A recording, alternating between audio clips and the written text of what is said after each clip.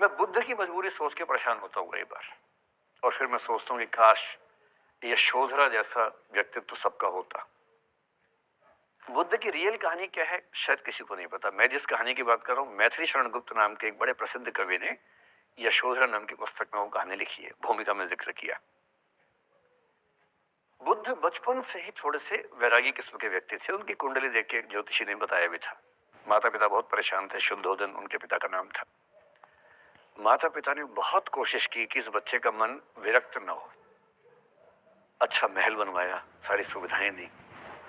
जैसे बुद्ध थोड़े से किशोरावस्था में आए, उस समय की दुनिया की सबसे खूबसूरत महिला से, लड़की से, यशोधरा से उसकी शादी करवा दी। यशोधरा के पिता ने काफी एग्जाम लिए बुद्ध जी के, वो सारे एग्जाम में पास हुए तब जाके शादी हुई, ऐसे नहीं हुई।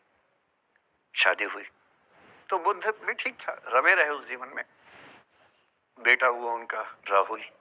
अब बुद्ध की विरक्ति का भाव बढ़ता जा रहा था। 29 साल की उम्र के आसपास ऐसा हुआ कि उन्होंने एक मृत व्यक्ति को देख लिया, एक बूढ़े को देखा, एक भिखारी को देखा, एक बीमार को देखा। विरक्त हो गए और उनका मन हुआ घर छोड़ दूं, ज्ञान की खोज में चला जाऊं। अब ज्ञान की खोज में जाए, उनको पता है कि भाई मेरी पत्नी भी है, मेरा बेटा भी है, राज्य भी है, कैसे छोड़ दूं। छोड़ना जरूरी है। अंदर की आवाज है कि छोड़ो, तुम इस चीज के लिए नहीं बने हो, तुम्हारा स्वधर्म कुछ और है। अब बुद्ध चले गए, लेकिन मैथिली शरण गुप्त यशोधरा के पर्सपेक्टिव से बुद्ध को देख रहे हैं। यशोधरा बहुत परेशान है। भाई पति चला गया है, बच्चे का पिता चला गया, मजाक छोड़ना है।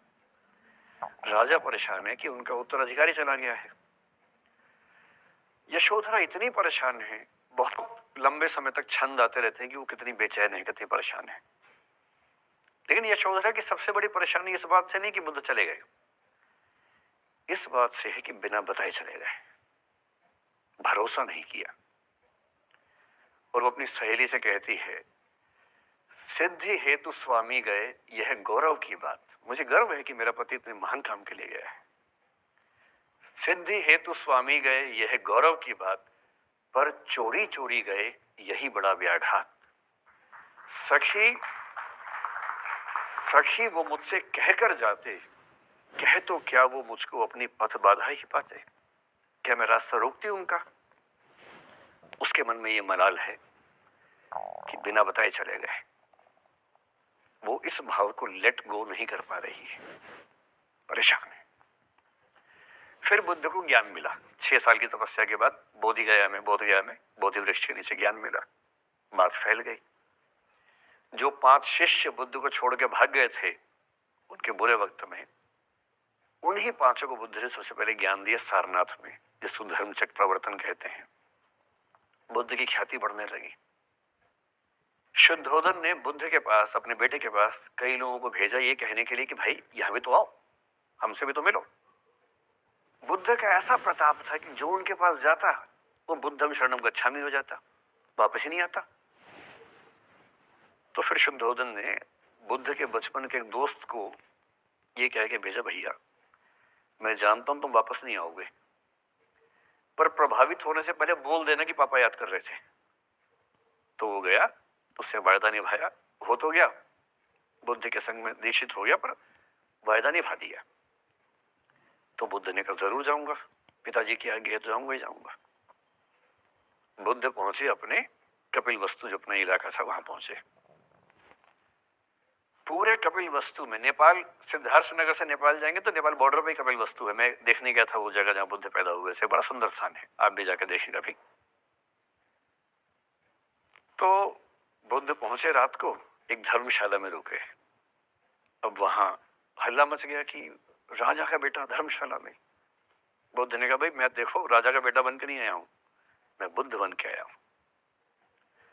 सुबह उठ के भिक्षा मांगने लग गए उस इलाके में, अपने ही पिता के राज्य में।